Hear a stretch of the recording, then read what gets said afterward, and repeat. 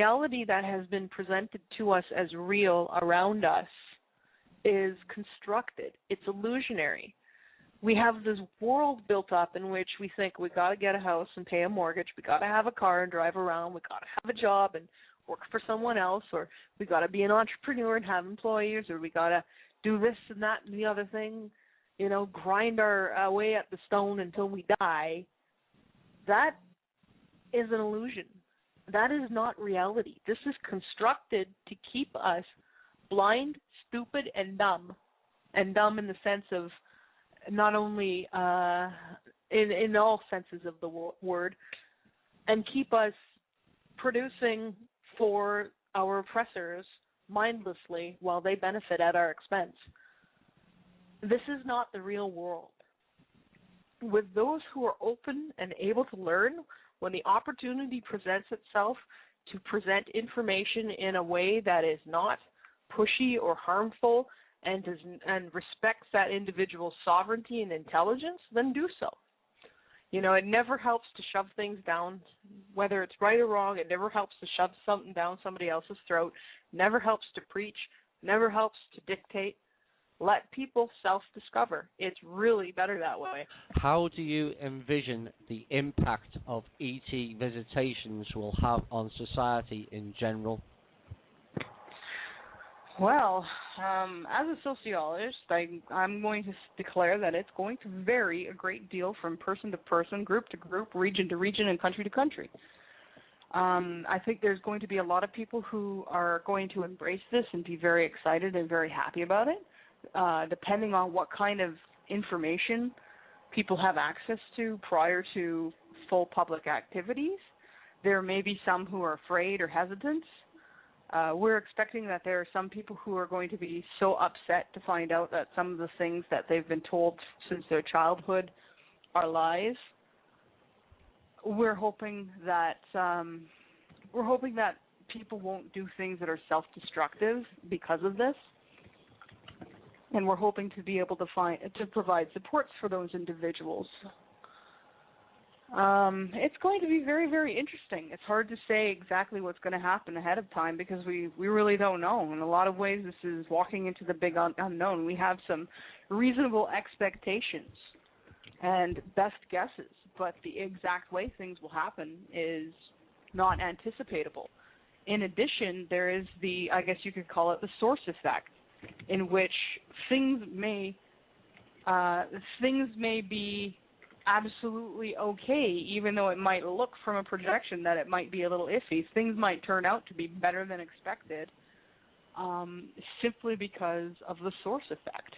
And I guess you could call this the wild card good stuff. It happens. We can't always anticipate it or expect it, but it does happen. I have personally experienced time anomalies, some major ones. Yeah, I think what's going on is that time and people's perspectives of it and perception of it are changing. In higher dimensions, time as an objective thing still exists, but it's nowhere near as how shall I put this? Oftentimes it doesn't matter. Your perception of it and how it travels are two different things. It's way more fluid. You can go forward, you can go backwards too. You can make it stand still for a little while. It's much more fluid in how it acts. I know with higher dimensionals who aren't keeping their focus on Terra and used to the concept of time on Terra, if you gave one of them a watch and they went to work, they could go do their thing and look back and it'll be the next day and they haven't perceived it as being a day, or they can go and do something and look back and it would be a couple of seconds and maybe a lot more time has passed objectively to us than a couple of seconds. Or maybe they'll feel like they've been at it for hours and only a couple of seconds have passed, objectively. It's not linear like it is here. Probably best to smile with lips closed until you see them doing something else. Most human species are going to recognize a smile for what it is, a smile, and they'll probably be grinning back with you. But if it looks non-human, play it safe. The archons that were referred to by the Gnostics and the archons that are the same, as I understand it, as the archons referred to by Robert M. Stanley, who got his terminology for them from the Gnostic texts and the Gnostic learnings. Those are what I call the Noum Dal Akaran, which in my language translates to bane of the living, and they are synthetic beings or organisms that are highly malicious that feed on the energy of human consciousness. These are also the ones that sit on your chest if you wake up in the middle of the night. They're the ones that sit on your chest, the chest sitters that leave people feeling terrified. That's also been referred to as the night hag, but they're the Noum Dal Akaran. They're horribly negative, and they can be destroyed. They're really not nice things at all. If you ground and center and radiate your own inner light, that usually drives them off. Still mind meditation will drive one off if it's attached to your consciousness. They really can't stand still mind meditation, and the more you do still mind meditation, the yuckier you taste to them and the more likely they are to move on and find somebody else. If you're capable of destroying them with your own light, I'd say do so, because it's not nice to leave them loose to go off and find something else. They are involved with controlling human consciousness in that they try to manipulate people to generate negative energy. They are also working in conjunction with other controllers of human consciousness, such as the reptoids and other various negative species. They work out a pact in which, they'll go do what the other negatives want in return for having free reign down here to go do what they want. So it's sort of a I'll scratch your back if you scratch my back pact of evil. The planet is hollow, but not in the way most people think it is. I would also hazard to say anybody coming from underground telling you that they're your friend is probably not. Yeah. In compliance with Gaia's wishes, all the underground cities, as far as, non-military, non-cabal bases anyway, and the hollow earth was completely cleared out. Because we discovered that none of them that were present were actually working in the best interest of the general population or Gaia herself, and she requested we remove them, and we did. Thought and intent can travel across the universe. Instantly. Instantly. So, just traveling about 100,000 miles up into orbit or, maybe slightly beyond that to catch the attention of a highly telepathically sensitive being is not that far at all.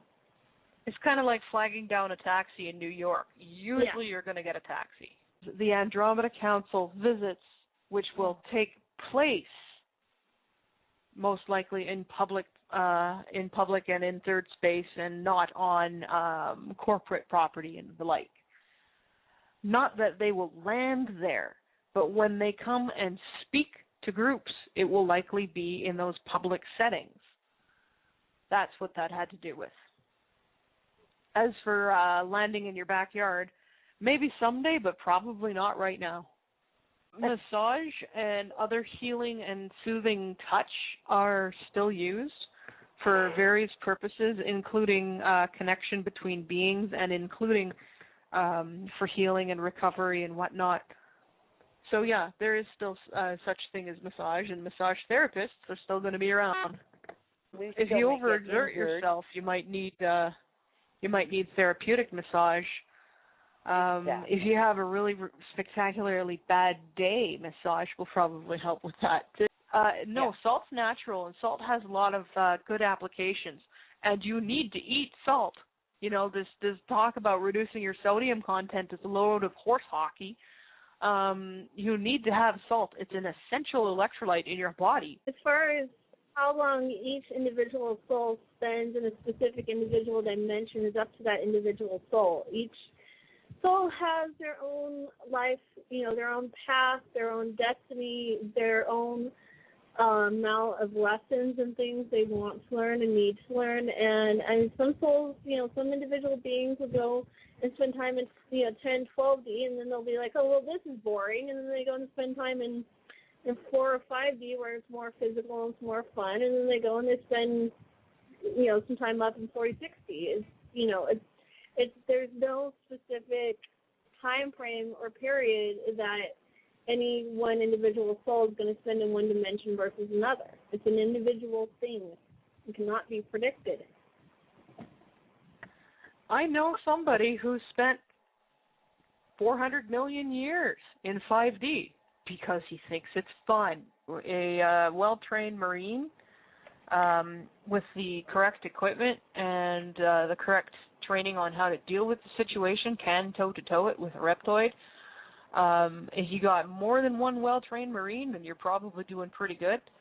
Honestly, though, it should not come down to that. They can try all they want, but we're doing everything within our power to keep it from coming to that. It's not required. In no way, shape, or form is any particular event or activity required to happen in an exact certain way. No requirement for alien invasion before we can ascend for that.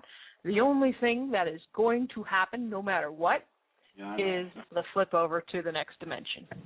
Our DNA is a truncated version of that of our ancestors. The truncation happened when the Draco and the Hydra genetically manipulated us in order to try to get rid of such troublesome traits as living long enough to know better, and other things like that. Why do we only have 2 strands of DNA or only 5 basic senses?